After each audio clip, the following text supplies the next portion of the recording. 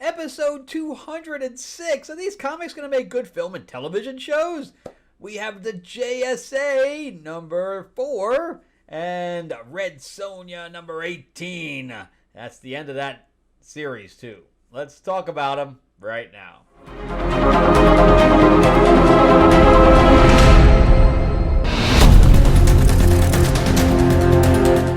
Welcome back to the channel, everyone. Thank you so much for spending time with me as we rant about movies, comic books, and television shows, as well as the occasional board game. I'm your host, Frank Zanca. I'm an award-winning screenwriter, novelist, and comic book writer, as well as a filmmaker. And yeah, I had a good trip down to Orlando. Went to MegaCon down there and chatted with some people and some publishers, too, from my comics. And hopefully we're going to get some stuff done there. I had some good conversations. Talked to the Soska sisters as well. They produce films as well up in Canada. And yeah, we also talked to Mel Gibson and Dallas Bryce Howard. And I asked Dallas Bryce Howard if she was interested in working on one of my projects. And now I just don't know what to do here. And yeah, so let's talk about all the people I saw. So here's Mel Gibson was quick. I mean, quick. So there's my signature for Mel Gibson and Dallas Bryce Howard and also Bitsy Tulloch from Superman and Lois. I talked to her for the longest period of time, and she's willing to do some low budget stuff as well. So I asked her what her agent was and things to that effect. So good stuff. Also remember too to give me that like, give me that thumbs up if you can, and if you can't subscribe, please do. We also are fully funded on the 90th anniversary of Green Hornet Anthology with stories by Kevin J. Anderson from Dune and Timothy Zahn, who wrote Star Wars. He created Thrawn, and a pile of other people like Billy Willingham, covered by Matt Wagner from Batman and Grendel. It's just awesome. That's why we funded so quickly. So now it's time to unlock some stretch goals. We're going to have some not cover art, but the interior art by Dennis Calero. That is our unlock. And he's done some stuff from Marvel. So really, really good stuff. Anyway, go to greenhornetnoir.com or click the link in the description below and jump in on that while you can. All right?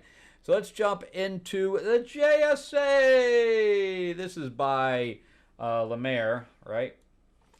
And this is the story of the old JSA who is captured and is put into like hell or whatever. And they're trying to get out. Meanwhile, the new JSA are trying to find them. And one of the Injustice League is mimicking in looks of Obsidian. So they don't know that at this point that it is an imposter. But I think that Dr. Midnight. Now, well, these are all the characters like from the Stargirl TV show from the CW.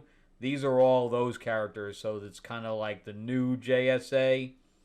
So here, Dr. Midnight is a girl, and they're all like teenagers and things like that. And Jade is running it, but we haven't seen her for a couple of issues now. But there's Dr. Midnight, so she is captured, and she is being oversought by Solomon Grundy. And she's like, this is not good. So Grundy's like, born on a Monday. But anyway, she gets loose, and she takes a piece of her costume, and I guess it has like a black gas that comes out, which allows her to run away. Run away! But then she runs into some guards, and she has no superpowers. And even without the goggles, I mean, I can understand maybe the goggles could help her do some things that she wouldn't be able to do, but she's literally leaping over bullets when she has no superpowers. Not buying that one. But anyway, she beats these guys up because Wildcat, I guess, trained her. I don't know. I'm not really buying any of that. But anyway, they're trying to get the helmet off the new... I don't like the new Dr. Fate. It's like a kid who wears like sneakers and stuff like that. But anyway, she runs right into the Injustice Society having their meeting, and I mean, I like all these characters, and he's like, I don't know, Hawkman, he got away from my hell thing, and he sends Gentleman Ghost, which I always thought Gentleman Ghost was kind of cool, and Solomon Grundy to go find him. He's like, I will find Birdman. I will find Birdman.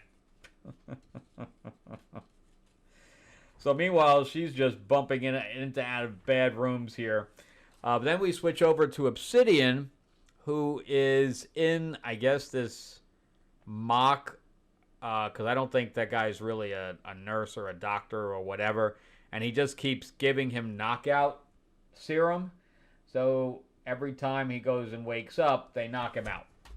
So I don't know why they don't kill him at this point. But anyway, he's obviously been there for several weeks, if not a month, because now his beard has grown. But anyway, he wakes up and he is able to get out of his restraints using his power. So he was able to summon his power long enough to get out. Woo! And he's like, I am free! Freedom! Freedom! So he goes to fight, and he's like, oh, you're a bad boy. You got out of your restraints. I gotta put you back in there. And he's like, hell you will, buddy. So anyway, he starts to escape, and I don't know who that guy is. But anyway, then he finds the guy that has the genie. I forgot his name. Jihad or something like that. It's like, I will summon, I think he says, so cool, and the genie comes out, but this time he doesn't come out, and he's like, damn it, what's going on? So then we switch back to Dr. Midnight, and so this is all just action stuff going on. It's everybody escaping, but when he ends up finding Obsidian, but Obsidian is trying to get out, unless it's in his own head. I don't, but no, why would the so cool guy be there? I'm a little confused about what the Obsidian is there. But anyway, she gets hit upside the head. She was dodging bullets a second ago, but now she got hit upside the head. And now she's getting kneeled on her throat. So, good stuff, but I don't know, it's a little bit of a generic story, because I really don't know what the bad guys are doing, and right now we're on issue 4, and there's no real path to victory for these guys. So, I mean, we gotta have to up the stakes here a little bit soon. But I think this is a limited series. It didn't say it was a limited series, but I don't think it's selling well enough. So I think I think by 6 or 7, at most 8, it'll probably end. But yeah, I liked this when it was part of Stargirl. I think that's where it really works. Having the JSA by themselves, as a film, I don't think it'll make a film. I think it's more of a series, with Stargirl kind of leading. Although I really like Jade, so I'm not sure how that would work. But yeah, I think it's more of a series than a film. And so let's jump into Red Sonja, number 18. So this is by Torrin Grunbuck. And I liked where she started with this, but she meandered. She lost track of her plot line. And this... and finally we reached the ending, and I kind of liked the ending. I thought she somewhat, stuck the landing. But this stuff in the middle, she just went... She started this battle, and then she lost it, and had Red Sonja, going all over the place, and not going away from the battle. And then she had this soul in her, and then we kind of lost track of that completely. I don't even know. I don't think she knew what she was doing. I think she just didn't have this plotted out well. She just didn't.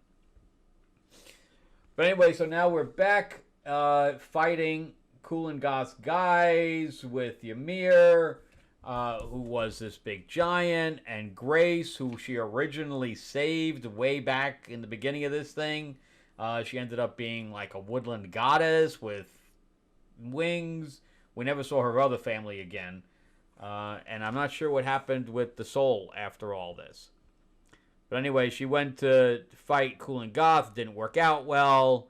And now she's fighting. I like the artwork. I think the artwork is really good. I just wish that it was a little bit tighter a story. But it's just not. It's kind of very diluted to the point where she lost track of it. But anyway, Cool Goth is nothing more than a shadow there. And then she gets chased by these dog... I forgot those things are called. They have like a human faces, but they're like dogs. And she sees Grace up there, so she literally runs up the wall with these things chasing her. She leaps off, and they leap off, and she calls, Grace! And Grace catches her, and she's like, oh, Sonja, imagine meeting you here. So she's like, well, why aren't you attacking Cool Goth? And she's like, he's nothing more than a shadow. We've tried, and nothing, everything just goes through him. She's like, well, I may have the ability of going into the shadow where he is. Can you throw me up there? Which, if she doesn't get into the shadow, she's going to fall to her death. So, lucky that worked out. Or else, splat. But anyway, Ymir's, hacking and slashing, but they just keep coming back up. And she throws Sonja into where Cool Goth's shadow being is, and then all of a sudden she lands inside whatever the space is where he's at. And I don't know if it's because of her sword or because of her connection with the goddess or whatever, but that's how she gets in there. And then she sees a duplicate of herself, which I think is kind of cool. And he's like, well, don't stop me. He's like, I'm not going to stop you. And she stabs Cool Goth, and I was like, well, that was easy. And it goes through him, and then she pulls out the sword, and he just heals back up. And her twin was like, don't you think we would have killed him if we could have? But I'm not standing between, me and my bloodlust or something to that effect. But anyway, she pulls this sarcophagus open, and there's a whole bunch of cobras in there, and she literally gets inside, and she sees this jewel on the floor. Meanwhile, the battle is taking a little bit of a twist against them, and she gets bitten on the wing, and she's like, ah! And Ymir's like, Grace! We hear like Grace gets called a lot. But meanwhile, Sonja then breaks the jewel, and he's like, what have you done? And the snakes disappear, and this thing grabs him from behind. And she's like, what happened to him? And he's like, her twin is like, yeah, he's ours now. This is what happens when you make deals you can't keep. And everybody's cheering because all of Cool Goth's things have now disappeared because the jewel has been destroyed. Although there was nothing leading up to the jewel thing. But anyway, so that's where I think that's cool, where she kind of turns into a monster and says he's ours now and blah, blah, blah. And she's like, am I trapped here? And he's like, yes, you are trapped here. Well, how do I get out? And she's like, I wonder if Sonja was able to get away. And he says, who's Sonja? And the reason he says that is because the deal she makes with the demon guy is that I will let you go, but you have to sacrifice your pride, which I think is kind of cool. And she says, I didn't do this, to get famous. I did this to save people. And he's like, well, I guess there's no problem then. So, yeah, he's like, am I free to go? Yes, but nobody will remember that you did this, that you saved everyone.